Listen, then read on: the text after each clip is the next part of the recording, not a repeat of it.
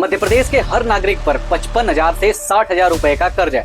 अब आप सोच रहे होंगे कि ये कर्ज हमने तो लिया ही नहीं, लेकिन आपकी सरकार हर दिन 125 करोड़ रुपए का कर्ज ले रही है, कहीं लाडली बहन योजना जैसे वाहियात योजना के नाम पर, तो कहीं फ्रीबीज के नाम पर।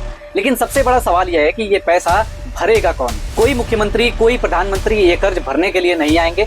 ये पैसा आपसे ही वसूला जाएगा, आपके बच्चों से वसूला जाएगा, आपकी आने वाली पीढ़ियों से वसूला जाएगा। तो सरकार से अब यहाँ पर सवाल भी पूछना बनता है कि ये जो आप कर्ज ले रहे हैं, ये सही जगह पर लग रहा है या नहीं लग रहा है? रिसर्च एंड डेवलपमेंट में लग रहा है, स्कूल बनवाने में लग रहा है, इंफ्रास्ट्रक्चर को बूस्ट करने में लग रहा है, हॉस्पिटल बनवाने में लग रहा है? कहाँ पर ये पैसा खर्च हो रहा है? या फिर लाडली बहन जैसे फालतू के स्कीम में लगाया जा रहा है? मध्य प्रदेश सरकार ने ऑलरेडी इतना कर्ज ले रखा है कि सालाना उसका इंटरेस्ट ही इतना है कि स्कूल, रोड और हॉस्पिटल बनाने के लिए पैसे कम पड़ रहे हैं। एक तरफ महिलाओं को हर महीने 1,500 रुपए फ्री फोकट के दिए जा रहे हैं और दूसरी तरफ आपके बच्चों का भविष्य बर्बाद किया जा रहा है। तो चलिए फैक्ट और रिसर्च के बेस पर मैं आपको पूरी कहानी बताता हूँ। जून 2026 में मध्य प्रदेश सरकार का टोटल कर्ज 4,64,000 करोड़ से 5 लाख करोड़ से भी ज्यादा हो चुका है। ये रकम एनुअल स्टेट के बजट से भी ज्यादा है। हर मध्य प्रदेशी नागरिक पर एवरेज 55,000 से 60,000 रुपए का कर्ज है। मध्य प्रदेश सरकार जितना कर्ज ले रही है, अगर हर दिन के हिसाब से देखें तो 125 करोड़ हर दिन उधार ले रही है। ये सिर्फ एक नंबर नहीं है, ये आप पर और आपके बच्चों के फ्यूचर पर एक बोझ है।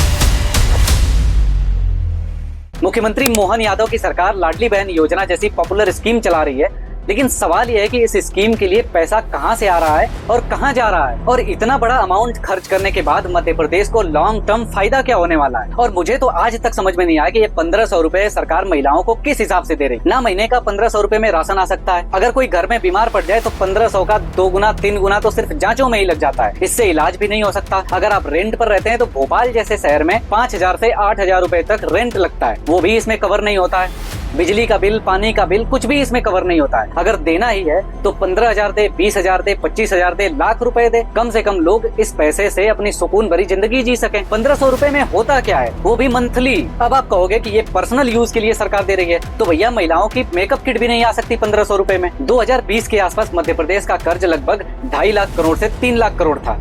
आज ये बढ़कर 5 लाख करोड़ के आसपास हो गया है। रिजर्व बैंक ऑफ इंडिया के रिपोर्ट के मुताबिक मध्य प्रदेश देश के टोटल स्टेट डेप्थ का 5% से ज्यादा हिस्सा शेयर करता है। हर साल सिर्फ इंटरेस्ट पेमेंट में ही 27,000 करोड़ से ज्यादा खर्च हो रहा है। अब मैं आपको बताता हूँ कि मध्य प्रदेश सरकार इतना कर्ज क्यों ले रही है।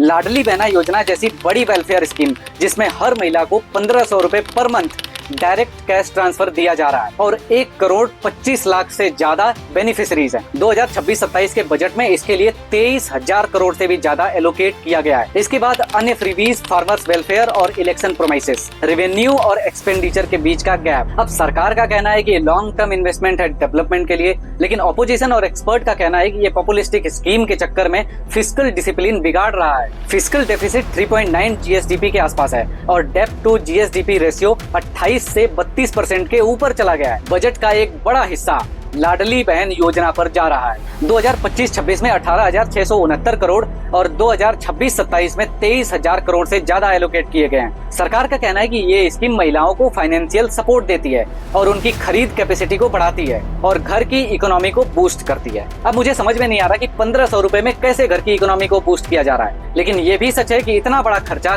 कर्ज लेकर किया जा रहा है। इंटरेस्ट पेमेंट ऑलरेडी बजट का एक बड़ा हिस्सा खा रहा है। अगर यही पैसा प्रोडक्टिव जगहों पर लगाया जाता तो लॉन्ग टर्म फायदा मध्य प्रदेश को जरूर होता, लेकिन सरकार का कहना है कि वेलफेयर भी जरूरी है और क्रिटिक्स का कहना है कि ये कहीं से भी सस्टेनेबल नहीं है। बिना किसी स्ट्रॉन्ग रेवेन्यू बेस के मध्य प्रदेश में बहुत सी कमियां हैं जिनको सुधारने की सख्त जरूरत है।